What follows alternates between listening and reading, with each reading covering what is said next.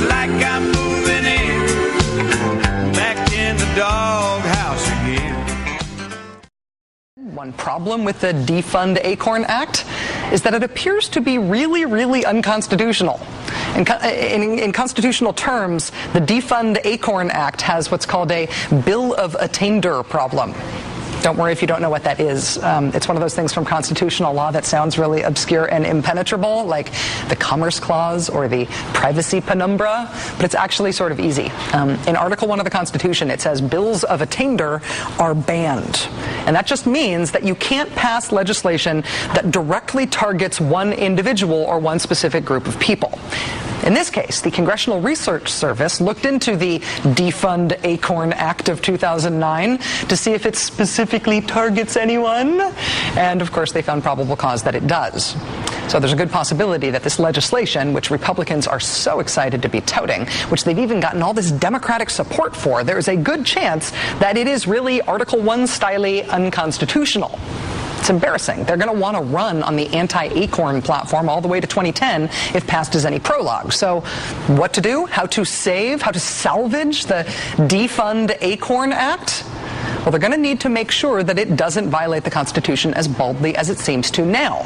So where the Defund Acorn Act says it's going to cut off funding for an organization that's ever been indicted for breaking campaign finance laws, or that's ever filed fraudulent paperwork with any state or federal agency, if this is going to be constitutional, that can't only be enforced against this one group. Can't only be enforced against Acorn. It's got to be for everyone.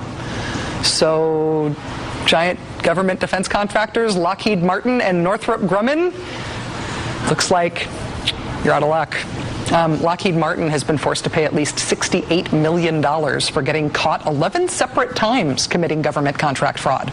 Northrop Grumman has had to pay around $500 million for getting caught 9 times for contract fraud.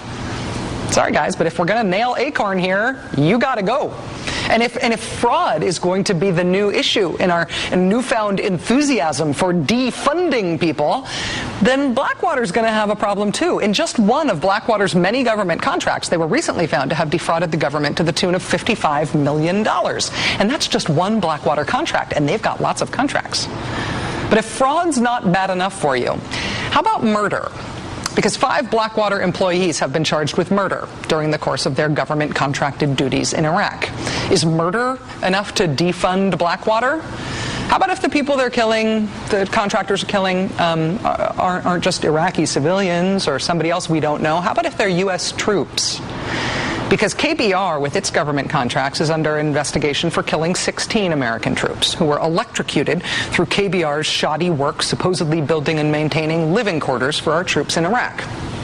And okay, I mean, to be fair, I will admit that if we are talking about behavior by contractors that warrants them being defunded by an outraged Congress, none of those things I just described from those other contractors are prostitution specific, like the Republican and conservative media Acorn case has been, ever since 2 conservative activists dressed up in pimp and hooker costumes and then went from Acorn office to Acorn office with a hidden camera until they got a reaction out of Acorn employees that would play well on Fox News.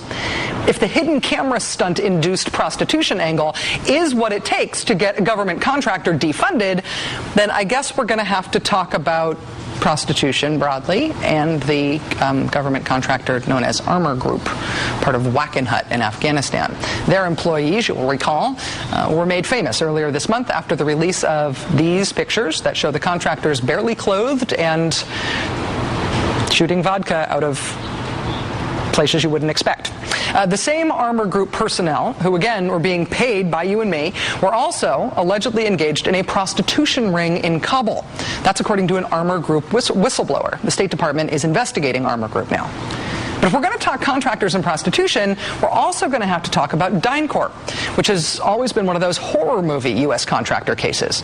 In the year 2000, at least 13 DynCorp employees were sent home from a U.S. government contract in Bosnia after they were found to be taking part in a Bosnian sex slave ring involving underage girls. Not a fake prostitution ring that never actually existed, like the one in the activist hidden camera costume stunt, but an actual forced child prostitution ring, and actual U.S. government contractors from DynCorp. In the absence of any defund DynCorp uprising, DynCorp still gets a lot of government money. In fact, today, DynCorp landed a brand new $230 million contract with the U.S. Air Force. That's on top of the $915 million contract they got from the State Department in June. Armor Group, the prostitution/vodka shooting contractor in Afghanistan at the Kabul embassy, they've still got that nearly $200 million contract in Afghanistan with the State Department, though that is currently under review. BlackWater still has multi-million-dollar contracts with the State Department, the Defense Department, as well as the CIA, even as 5 of their employees face murder charges.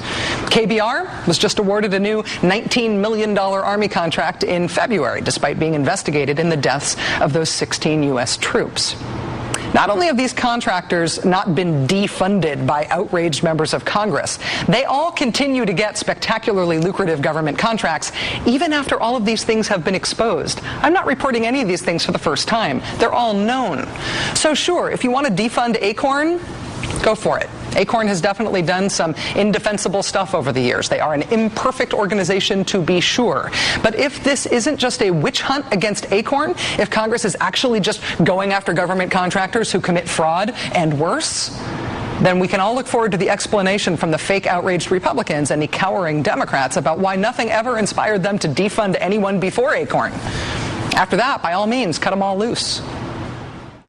We, the people of the United States, in order to form a more perfect union, establish justice, ensure domestic tranquility, provide for the common defense, promote the general welfare, and secure the blessings of liberty to ourselves and our posterity, do ordain and establish this Constitution for the United States of America.